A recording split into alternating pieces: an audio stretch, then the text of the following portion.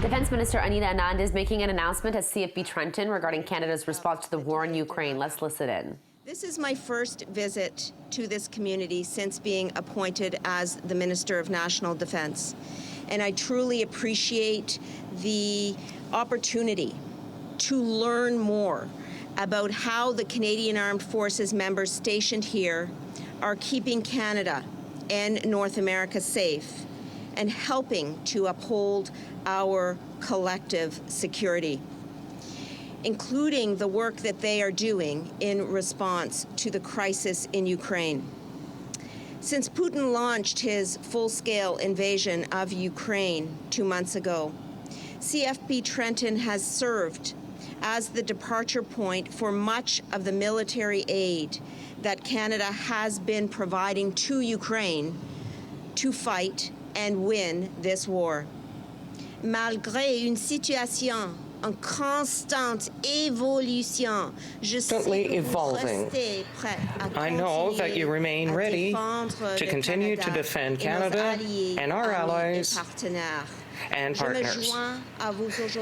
I join you today to announce the next phase of the response of the Canadian Armed Forces to the war in Ukraine. To help address the growing crisis at the border between Poland and Ukraine, I am announcing today the deployment of up to 150 Canadian Armed Forces personnel, with approximately 100 personnel in the immediate term who will assist Poland's efforts to support and care for Ukrainians fleeing violence.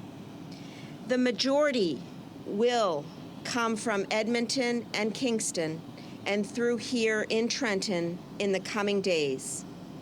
Pour aider à faire face à la crise à la frontière, the border crisis, the crisis at the border between Ukraine and Poland, I'm announcing today the deployment of Canadian Armed Forces personnel. 100,000 could be increased to 150,000 to assist Poland in its support efforts toward Ukrainians fleeing violence. The majority of you will leave from Edmonton and Kingston and transit through here, Trenton, in the coming days. Now, over the next few months, our military will provide support across 3 lines of effort. First, we will be deploying armed forces members to reception centers across Poland to assist with the immediate care and processing of Ukrainian refugees. This is the largest component of our deployment to Poland. Our people will provide general support, spiritual services, and limited medical care enabled by Ukrainian-speaking CAF personnel. Second, we will deploy a number of members in support of a Polish-led humanitarian assistance task force.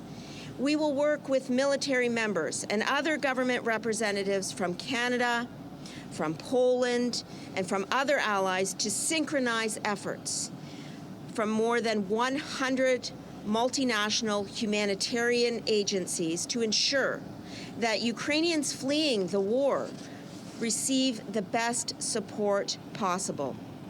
And third, we will assist Immigration, Refugees, and Citizenship Canada by acting as a liaison with the Polish Defense Forces as IRCC works so that thousands more Ukrainians can continue to resettle in this country.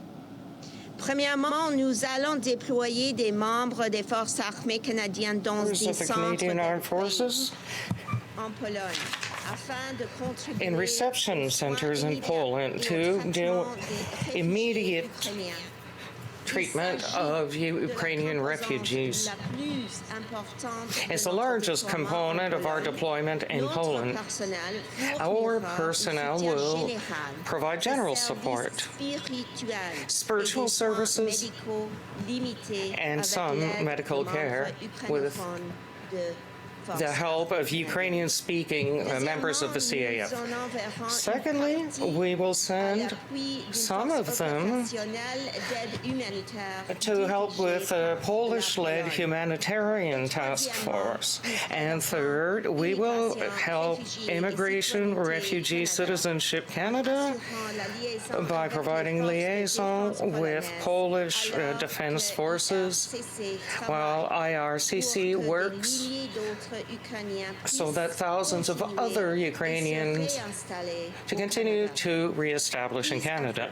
Are being carried out as part of Operation Reassurance, Canada's contribution to NATO's assurance and deterrence measures in Central and Eastern Europe, which we recently expanded and extended over the past few months. Through Operation Reassurance and the international response to the war in Ukraine, we have shown how strong and effective we can be when we work on a united front. It is more important than ever for Canada to stay engaged with our allies and partners.